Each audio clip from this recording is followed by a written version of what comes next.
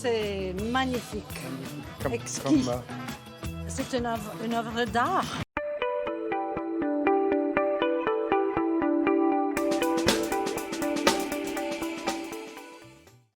Elle semble plus vraie que nature et ne passe pas inaperçue. Des pâtisseries en trompe-l'œil qui bousculent nos pupilles autant que nos papilles. C'est magnifique, exquis. C'est une œuvre d'art. Gousses de vanille, cacahuètes, mangue, sculptées, façonnées pour bluffer nos sens. Ça fait un peu comme un objet en fait, un peu plus qu'une pâtisserie. Mais il y a une part d'illusion, c'est sûr. Bienvenue dans un monde culinaire où ce que l'on mange n'est pas toujours ce que l'on croit.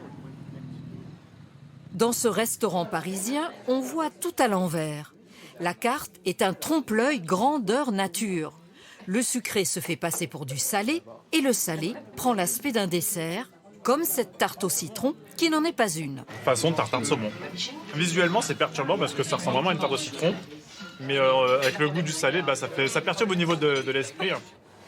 En cuisine, Yolande Badji, la chef.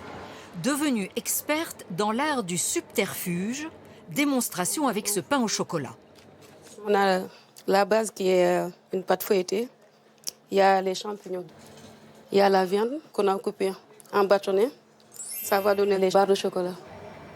Pain au chocolat, burger Saint-Honoré ou milkshake tomate et chantilly fromage. Illusion d'optique dans l'assiette des clients qui en redemandent. La nourriture, ça a toujours été et ce sera toujours un terrain de jeu. On vient pas seulement pour se restaurer, on vient pour vivre une expérience. Et le trompe-l'œil, on est en plein dedans en fait. C'est découvrir quelque chose, jouer avec les sens. Jusqu'à croquer dans cette éponge vaisselle en entrée.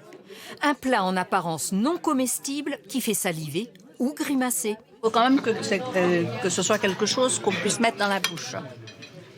Vous voyez, c'est pour ça que l'éponge vaisselle nous interpelle, parce que c'est la limite.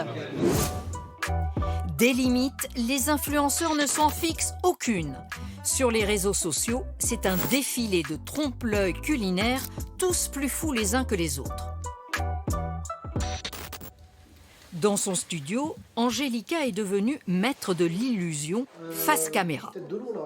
Pâtissière autodidacte, cette mère de famille réalise des gâteaux en forme d'objets de la vie de tous les jours. Aujourd'hui, une lampe et son abat-jour en dentelle. C'est de la fécule de maïs, du sucre glace et du glucose. C'est super fin. Vous voyez là, les petites membranes, il faut vraiment pas que ça craque, quoi. Près de 2 millions d'abonnés lui lancent des défis permanents. Par exemple, là, on m'a demandé « T'es pas capable de manger tes cheveux ?» Tu veux pas que je mange ma brosse pendant que tu y es?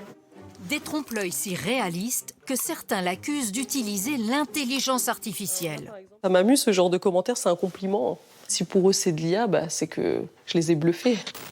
L'art du bluff pour tenir son public en haleine jusqu'au coup de dent final. Qu'est-ce que vous leur vendez à tous ces millions de gens qui vous suivent? Du rêve, de la magie, de la gourmandise, bien évidemment. Attendez, je vous raccompagne. Ces créations sont éphémères, mais Angélica en fait son pain quotidien. Celle-ci, je vais la manger.